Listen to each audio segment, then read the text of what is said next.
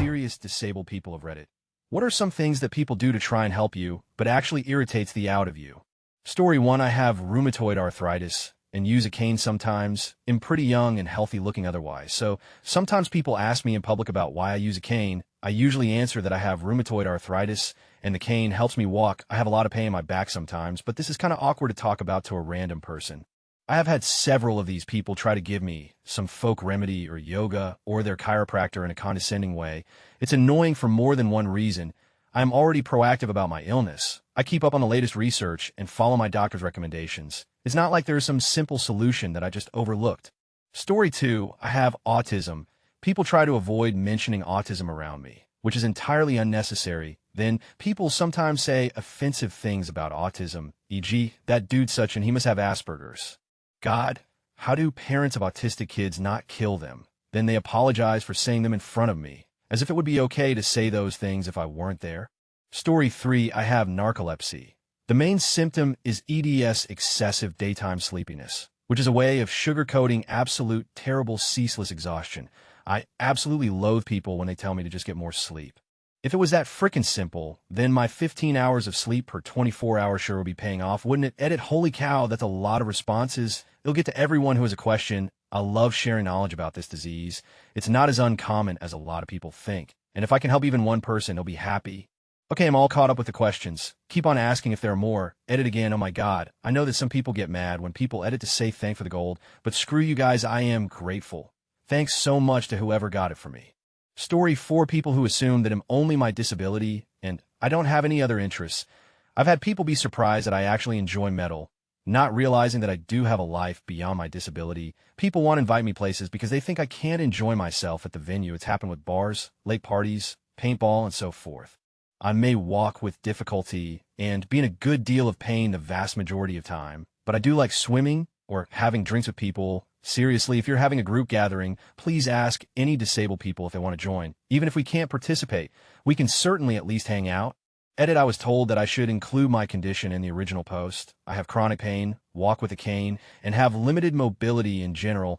Edit 2. Several people have asked, so they'll put it up here as well. I have a spinal cord stimulator. It helps some, but the pain has spread to the site of the stimulator itself. Edit 3. Wow. Thanks for the gold. Edit 4. I'm getting some questions on what pain condition I have. It's CRPS also. I do like to give a shout out to the subreddit r chronic pain, which has been an amazing source of support for me. Story 5. I'm in a wheelchair. I get approached quite often by people wanting to help when I don't need it. I understand people are trying to be nice, but generally if I'm not outright asking for help, it's because I don't need it. Most disabled people don't just wander out of their house on a whim unless they have a plan to deal with any obstacles they might face. Also, never touch someone's wheelchair, can walk or service dog, their body, whatever, without their explicit permission. I can't tell you how many times strangers have come up behind me and just started pushing my chair because I looked like I needed a push. Just know also, I've had strangers come up to me and insist that they help me when they spot me getting in or out of my car. I drive my car several times a day, and I have a very efficient system to getting in and out. When someone tries to help, they're just interfering and making it take even longer. Edit, wow. So many responses. Let me clarify something. It's not rude to ask someone if they need help when they're obviously struggling. You should do that for anyone, regardless of whether they're disabled or not. But you shouldn't just assume they need help or insist to help even when they say no. That's just basic human decency. Story 6. My dad was blind, and he got really angry when we tried to move things out of the way for him. He said he memorized where everything was in the house, and when we moved around for him, he became confused and didn't understand where he was and would just start swearing at us. Miss him so much. Story 7. I'm depressed, and it only makes it worse when people try to solve my problem, as if I hadn't already tried everything to stop hating myself.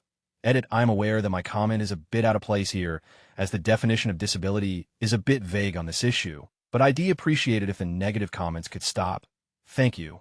Story 8. I have multiple sclerosis. Sometimes my right leg doesn't work very well, and I limp. My left eye has a horrible blind spot that flares and gets worse, and I don't feel things like normal people, like I just burned my fingers because I didn't feel that the pot holder was damp. I can't stand being told my limits. I coach my daughter's softball team. I may be in a wheelchair next year, but this year I'll be active. I don't need to be babied. I don't need my husband to take off from work with every tiny injury. I would like to be treated more like a normal person. Story 9. Visually impaired, blind entirely in my left. I legally blind, am I right? I still walk around on my own, and I read normal print, but I have to get very close. One thing I always notice that I hate, I am not a person who is afraid to go to restaurants alone to eat, but servers treat me like a child when I'm there alone, and they see me reading the menu close. They use that overly soothing voice, and make sure to tell me where things on the table are. When they set them down, your silverware is right next to your hand. Hey, raise your drink over here. I know they're just trying to be helpful, but I wouldn't be there by myself if I couldn't handle it. I have a few other things as well if anyone is interested. Edit, thanks for all the responses. I'm trying to answer any questions I get, and am happy to reaping to any other questions you may have. Also, because I've gotten several requests, here's a photo of my fake. I hope this works. Story 10. People don't usually try to do anything for me, but it makes me uncomfortable sometimes when people try to give me a compliment. But it's something like, you're good at your job, even though you've got a little hand. I know that they're trying to say they admire the way I don't let my hand get in the way of doing anything, but I don't like that they make a focus point of it. Like, you could just say you're good at your job and not mention my hand at all. You know, it kind of feels like they're saying, I'm surprised that you can perform as well as an able-bodied person, because I had already assumed you couldn't, even though I don't rationally think that's their intention. Story 11. My mother uses a wheelchair, and for some reason that makes people in shops and restaurants think she can't hear or understand them. So they talk to me instead of her like I'm some sort of interpreter, or speak to her in slow, baby talk tones, either of which irritates us both. Jokes on them. I'm the one with impaired hearing. Story 12. If I mention my disability in a wheelchair in a comment on Reddit, the same happens in real life, and someone tries to make a joke about it, or a pun, and someone comments and tries to put them down saying it is mean or rude. Humor is great, and a great way for people to feel less awkward around disabilities. I just roll with it, edit, unedit, re-edit. The pun replies are being removed, as it is a serious thread, and I can't stand them did it away with Thysone. Story 13. Asked one of the people in my life who has a disability. He said what irritates him most is when others talk really slowly, act like I'm dumb, or refer to me as a guy with disability here.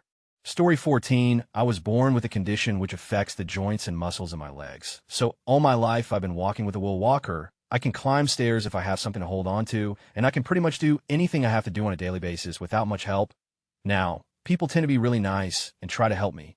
And yes, especially when I don't need any help, I know their intentions are good, but sometimes they end up making things even more complicated or make me feel like a completely useless piece of, I mentioned stairs before, I only need a rail wall person on each side to hold on to, and everything is just perfect.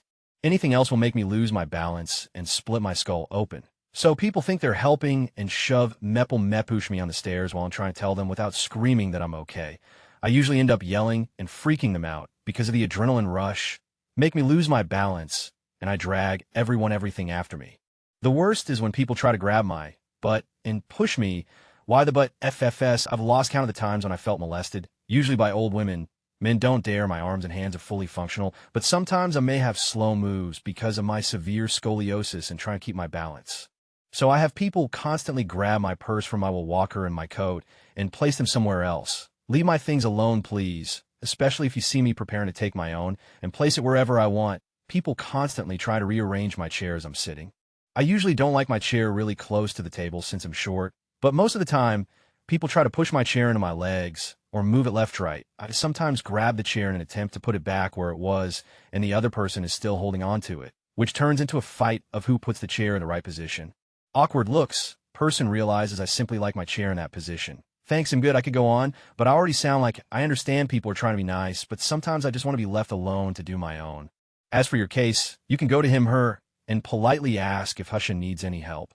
And if the answer is no, then it's most certainly they're managing it.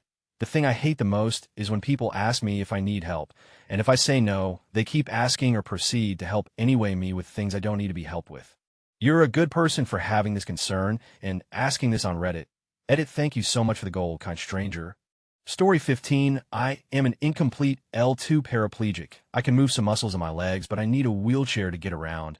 Many things irritate me when people ask me for help in a situation, but I have learned to smile and say no thank you, because I understand they're genuinely trying to help. Now, probably the most irritating thing is when tons of people use the elevators at my university. It seems like none of them use the stairs. So those people, they do it more out of ignorance than anything else. Okay, maybe that's not the most irritating thing. The most irritating thing is when people talk to me in a tone that they would talk to their pet or child. I'm a grown man with a mother glorious beard. Talk to me like one, haha. I live on my own, drive a car, and am completely independent. One thing that I find mildly irritating, but more giggle-worthy, is when someone sees me taking apart my wheelchair to get into the car. They ask if I need help, and I politely say no thank you. Now, if they were to put it in the back how the wood, I get it out. I can put it together and take it apart within 30 seconds to a minute and put it in a place where I can easily reach it to take it out again.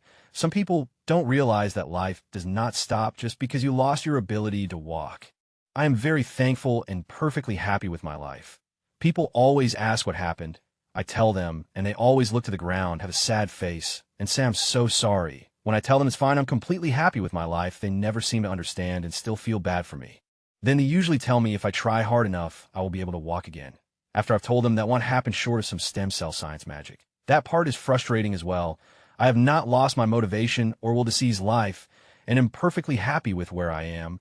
Edit thanks for the gold, anonymous stranger. Beard, edit 2 some people are pissed at me for my elevator comment.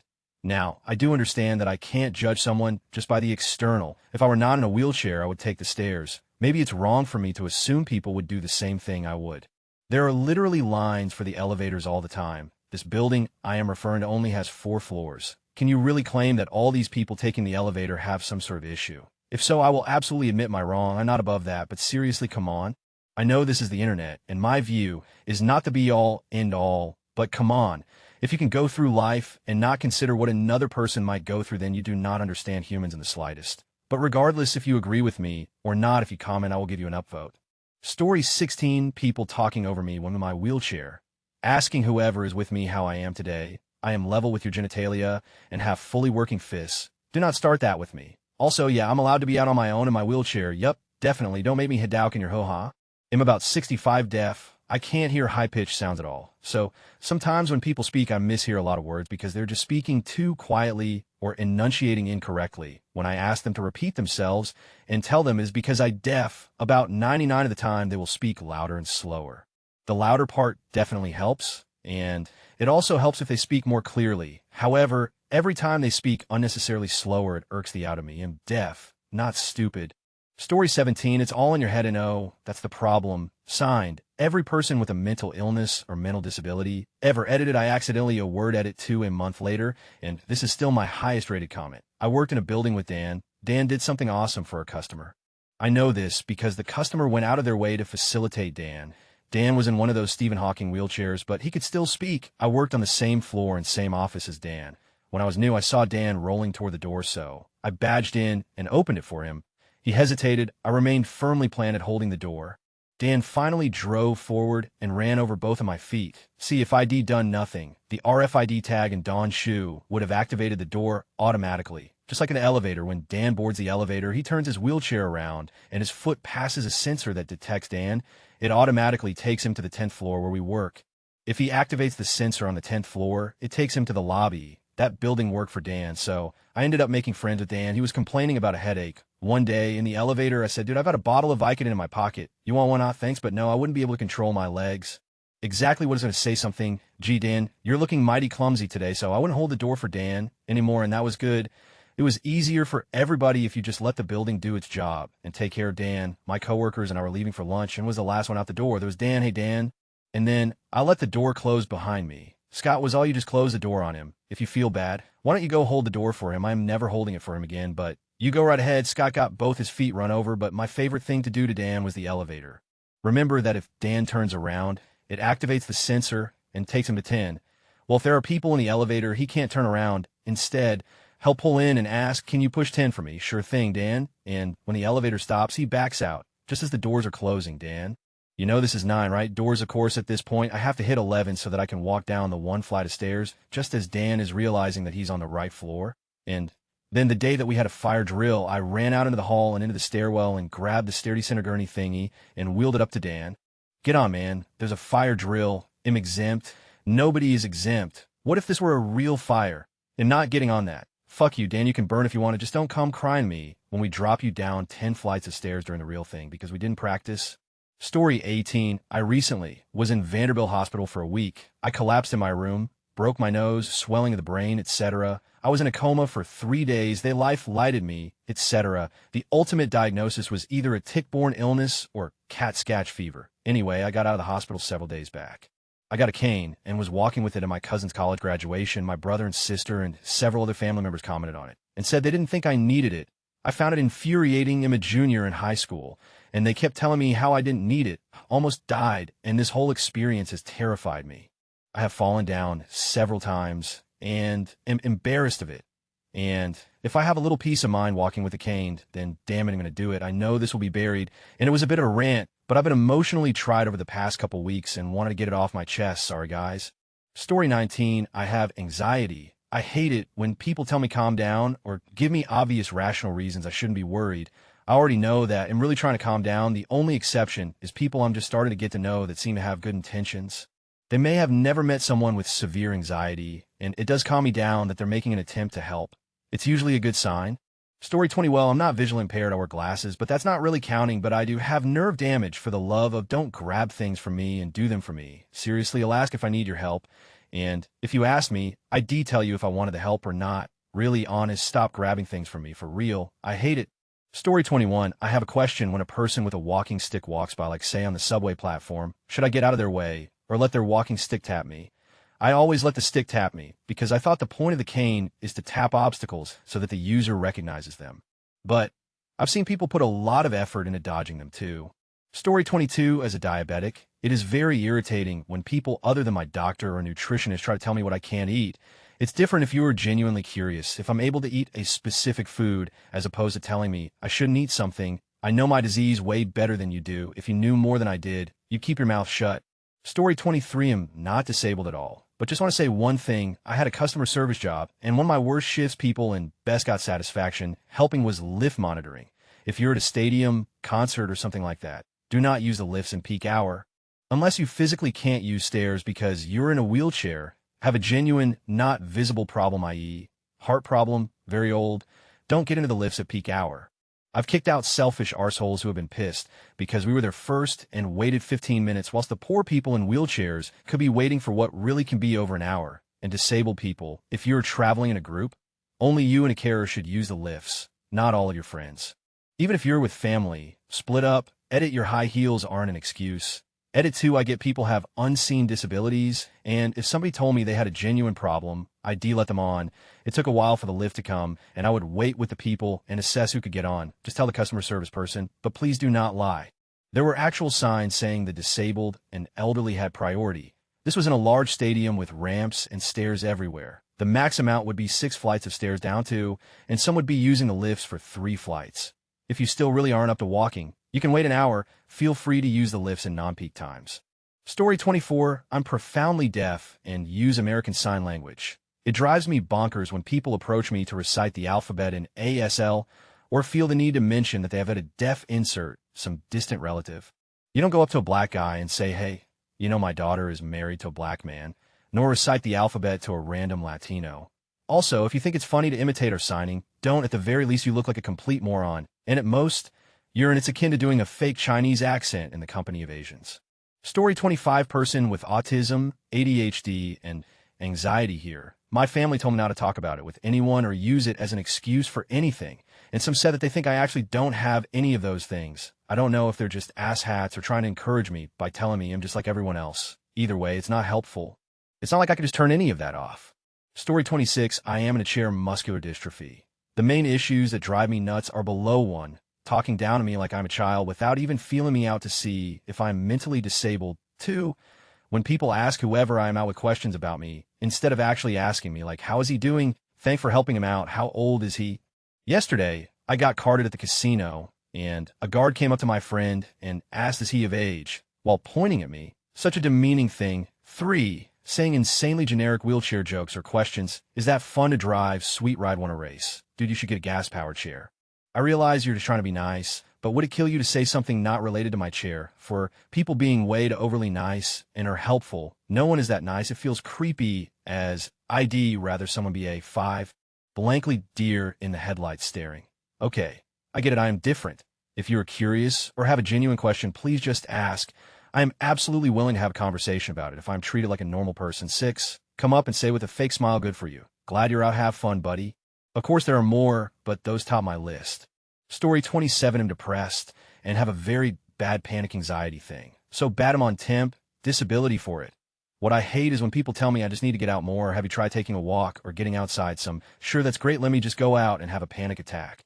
Sure, yes, I know exercise is good for depression, and immersion therapy can be good for anxiety issues, but that's hard to do when you literally have anxiety walking out of your door, steps off soapbox. Story 28, I use a wheelchair normally outside of my house, but also sometimes use crutches leg braces around the house. Elevators. I prefer to enter an elevator first, leave last. I wear a backpack with important stuff on my back, and don't want someone grabbing it. I don't want to get pulled back in and beat up robbed. I've also had people push me without permission out of the elevator and other scary places, like near train tracks. I have a finely tuned chair with no handles on the back, and if you press down slightly on the back of my chair, it'll flip backward. If you push me forward and I don't do a wheelie before that crack in the road, my chair will trip and it'll fly out forward. Please, if I say go ahead out of the elevator, don't argue with me, just go. Don't say I insist. If I've requested you to go first, please be considerate and just get out. In paranoid para.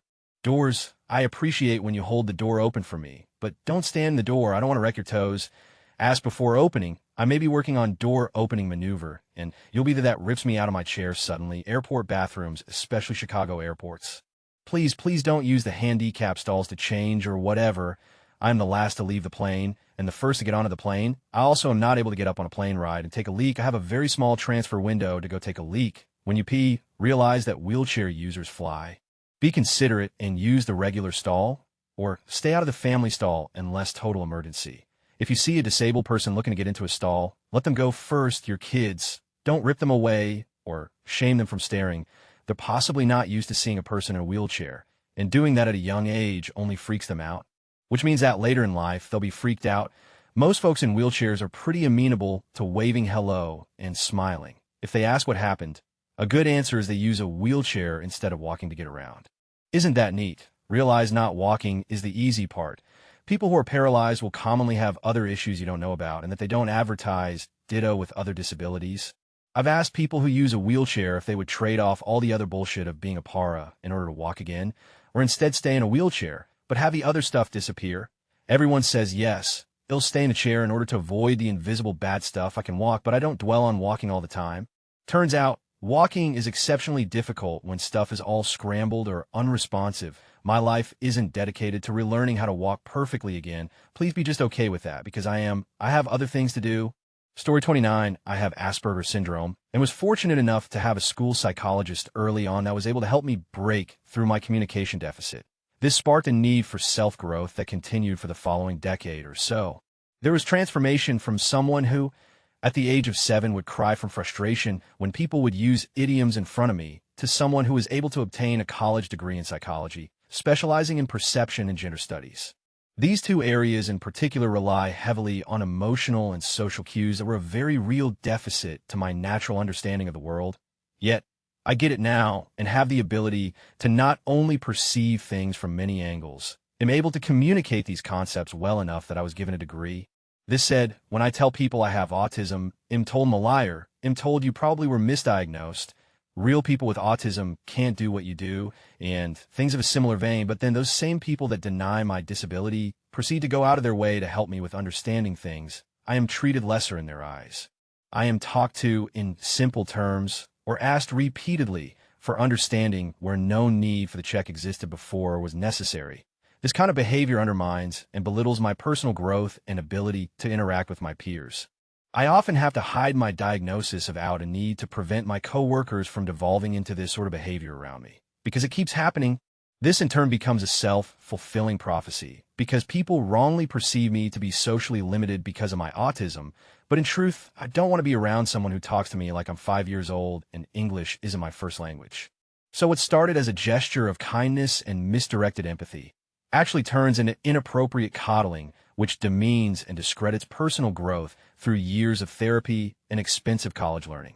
All this being said, which I suspect most people will respond similarly, if you feel a need to help someone you perceive, whether rightly or wrongly, as needing help, it's best to ask first rather than force it upon them. You risk unknowingly making yourself out to be as serious. TLDR, I have autism. Yes, really, I understand you. Stop ELI5. I said I understand you. Help me when I ask, please and thank you. Story 30, generalized anxiety disorder, panic disorder, post-traumatic stress disorder, and hypochondria here.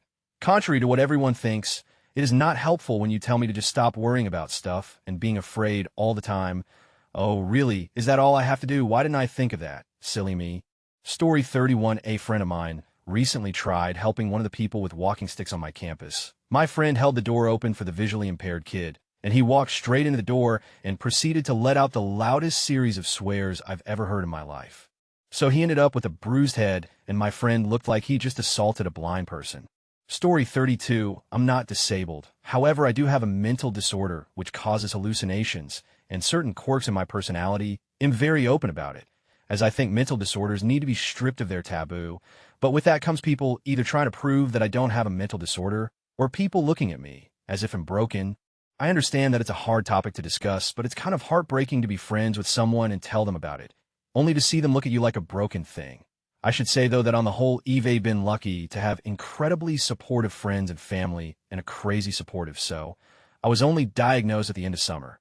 Edit, I forgot to mention what my disorder is. I have a form of dissociative disorder, and I have had it all my life. Although it had gone undiagnosed for 18 years, my symptoms are varied but include hearing voices, sporadic paranoia, extreme apathy, not recognizing yourself in a mirror ECT. It's often confused with schizophrenia. Story 33. Attention. Please keep in mind that the OP of this thread has chosen to mark this post with a serious replies only tag. Therefore, any replies that are jokes, puns, off-topic, or otherwise non-contributory will be removed. If you see others posting comments that violate this tag, please report them to the mods. Thanks for your cooperation and enjoy the discussion. I am a Botrometer Torkamensk 11 Puitis Automoderator, and this action was performed automatically. Please contact the moderators of this subreddit message compose to 2FR2F AskReddit if you have any questions or concerns. Story 34. My brother has dystonia, and he hates when he's in the middle of trying to complete an action and people interrupt him and do it for him. He says it's embarrassing and it makes the process of getting his muscles to respond faster even slower. Story 35. I'm not fully disabled, but I do have a disability where I can't lift more than 10 pounds. People always try to take my groceries from me, or bring out the garbage for me, or carry my purse when we shop. It drives me nuts. Story 36. Growing up, I had a dad and was in special ed, and the thing I hated most was teachers talking to me like I was a child. They would say everything so I could understand it in a high-pitched voice, really high-pitched, that I would talk to my dog in. Story 37. Not recognize you have a disability. Depression and anxiety can be exceptionally debilitating.